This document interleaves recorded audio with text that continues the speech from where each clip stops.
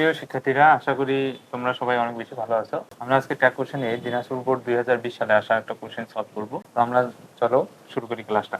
দেখো প্রথমে কি আছে, লেটস আছে। লেটস বা লেটাস যদি থাকে তাহলে তোমরা কি অ্যান্সার করবে, শ্যালই। আচ্ছা, তারপর দেখো আই আছে, তাহলে আই এর প্রোনাউন বসাও, আই হবে। তারপর এম আছে, এটা এবং আছে, এটা হাবোধক করতে হবে, না বোধক। এম নট আই কিন্তু হবে না, এটা একটা ব্যতিক্রম, এটা মনে রাখবো। আর এন্ড আই অথবা এন্ড আই, যে কোনো একটা করে দিই। তারপর সিনেমাটা কি বলতেছে, মর্নিং এন্টারটেইন, তাহলে এই যে মর্নিং, তাহলে এটা কি, এটা অমানুষ, তাহলে বস্তু বুঝাচ্ছে, বস্তু বুঝাইলে কি হবে, ইট। তারপর এই যে ভার্বটা আছে ভি ওয়ান, তাহলে ভি ওয়ান মানে ডু বা ডাস, কারণ ইটের সাথে হয় কি ডাস, এবং আছে হাবোধক, করতে হবে কি আবোধক। তারপর দেখো নো ওয়ান, অনেকে এটা ওয়ান থাকলে, ওই যে মনে করো ওয়ান থাকলে ওয়ান হবে না, আসলে এটা তো নো ওয়ান একসাথে আছে, নো ওয়ান কেউ নয়, তাহলে প্লুরাল বোঝাচ্ছে, আর প্লুরাল বোঝালে কি হবে, দে হবে।